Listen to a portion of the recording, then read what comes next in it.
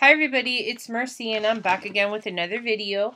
This one is just to show you some layouts that I made of the boys' Halloween, their first Halloween. This is their very first Halloween. They were born in November of 2005, so they had to wait a whole basically year for Halloween. So there are two double layouts. So this is the first one. That's what it looks like. And then I'm going to put it closer just a bit so that way you can see it. This paper is one of the papers that I bought when I first started scrapbooking. I don't even know what it's called because it doesn't have the name back here. But it's one of those that already has the pre-printed stuff, and I bought them, you know, back when I first started scrapbooking, so I figured it would be nice to have. And then when I actually started scrapbooking on it, I thought it was a little bit more difficult than I had imagined to have that already on there. So anyway, what I did is I cut right here with an X-Acto knife the top of the owl and then the ghost, and then I've layered them on top so that way they sort of seem like if they're popping out a little bit. And then I matted both of my pictures down on some gray to match with the tombstones down here. Excuse me. And then I used some of the Ravenhead's Manor, which is at the Recollections collection that they had. And one of their pages had these little dots here. And I went ahead and I cut out the border. This is actually a border, so I cut out just the actual squares to make another little border here. And then this is some trim. It's bat trim. That was also part of the collection, and I put it on the top. And this is one of the adhesive borders again from the collection, which are little roses down here. And this is just one of those fun little Recollections bats that I put here. And then I had bought a package of those rings that are bats, so I just cut the back of it and put the bats on the top of the tombstones because I thought that would be cute. So then, since this is one page, I wanted to make sure that the other page carried on most of the theme. And then this one, I didn't have another paper like this, and I thought that it would look awkward having two papers of the same exact thing, one next to the other.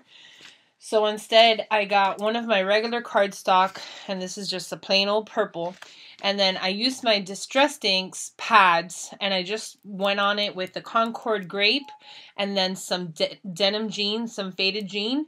And I just stamped on it just like that with the stamp pad itself, just put it down on it.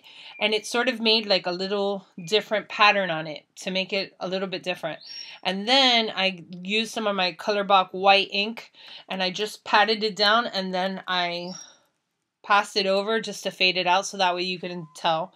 And I think that it came out pretty cool and pretty close to what it looks like. Just this one is darker. Of course, not going to be exactly the same. Then I carried on the same theme from the other one, and I used some of the Ravenhead Manor border, and I cut out the little circles and I popped them out, so those are dimensional. Then I put some more of the bats from the rings, and then here I have my, you know, this is Roman when he was a baby, and this one's Enzo, and then the date that it was. So that's the first year.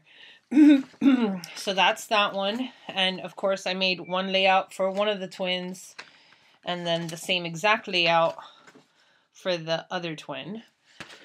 So there's that one. And then my other one, these are a little bit different because I didn't have all exactly the same supplies.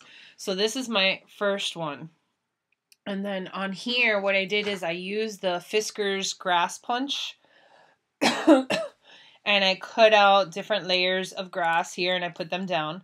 And these are the Martha Stewart felt pumpkins that they have. And I pasted those down, and I did them, you know, behind the grass just to make them pop out a little bit more, give it a little bit more depth. And then I used the rings again from the bat rings.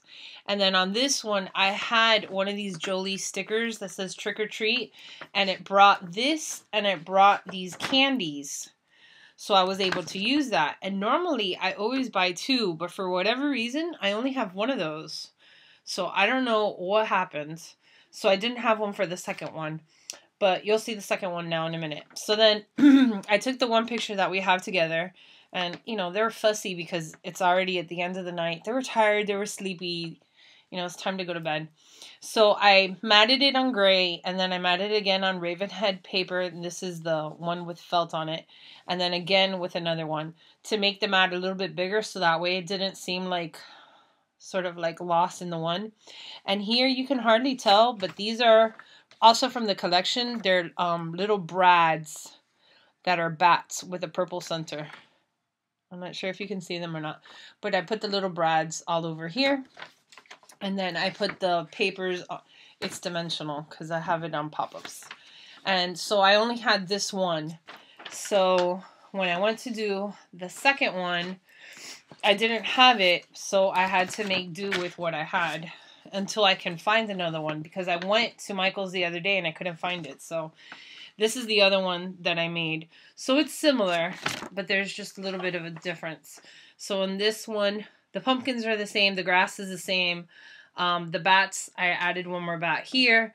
But then the candies are different. So these are candies just like a, I don't know, like a Candyland kind of a thing. You know, they have lollipops and little swirls and actually wrapped candies. These are Martha Stewart ones. And then this page is different because I didn't have that trick or treat one. So I just used a Halloween one from the collection from another one of those adhesive borders. And then I matted it the same, just different colors. And then I added more of the candies down here just to get it to be more or less the same. And I added more candies and they do have the same brads. So anyway, that's the one that I did for the second one. So it's a little bit different than the first one. This one doesn't have any more candies on it. So those are the 2 layouts that I made for Halloween for their first year. And then I am going to go on to the next batch of pictures that I have because I really and truly need to catch up with all of these. So anyway, these are my layouts. I hope you guys enjoy. And please leave me a comment if you have any questions or comments. Thanks. Bye.